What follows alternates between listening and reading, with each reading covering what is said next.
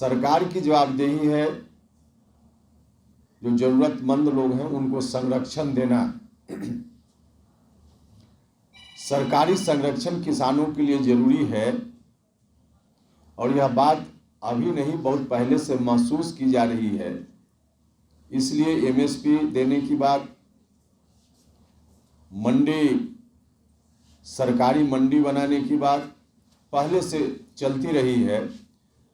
उसके माध्यम से किसानों को संरक्षण देने की बात की जाती रही है, लेकिन सरकार ने जो कानून बनाया है उससे किसानों पर से संरक्षण सरकार का पूर्णतः समाप्त होगा और बड़े बड़े पूंजीपति वर्ग के लोग खेती बाड़ी में इंटर करेंगे।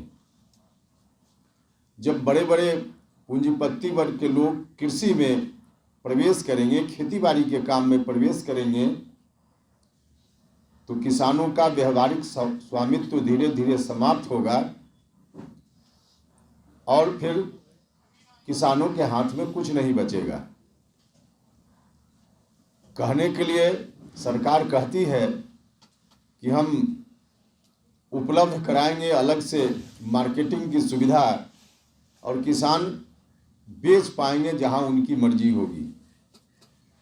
सरकारी मंडी में बेचना हो, सहकारी मंडी में बेचना हो या किसी निजी व्यक्ति द्वारा निर्मित मंडी में बेचना हो, सरकार तो यह कह रही है।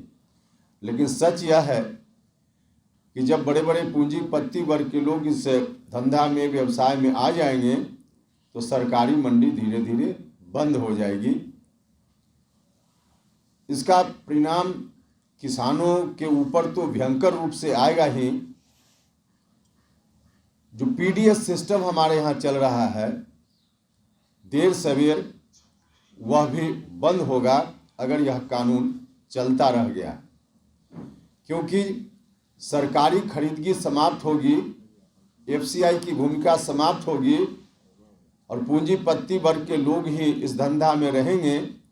सब लोगों को मालूम है कि पूंजीपति वर्ग के लोग वेलफेयर स्टेट की तरह काम नहीं करेंगे।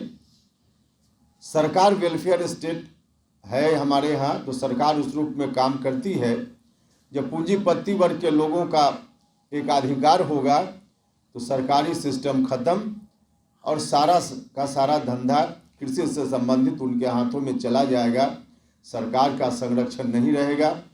जब खरीदगी नहीं होगी एमएसपी पे तो फिर पीडीएस सिस्टम, जो देश में गरीब लोग हैं उनके लिए कई बार मुफ्त में या बहुत सस्ते दर पे अनाज उपलब्ध कराने का काम जो सरकार करती है जन वितरण प्रणाली के माध्यम से।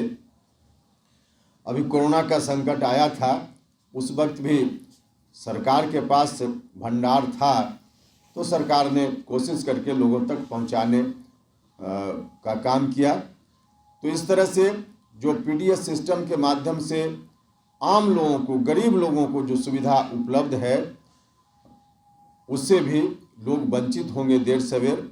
इसलिए ऐसे कानूनों को वापस अविलंब लिया ही जाना चाहिए।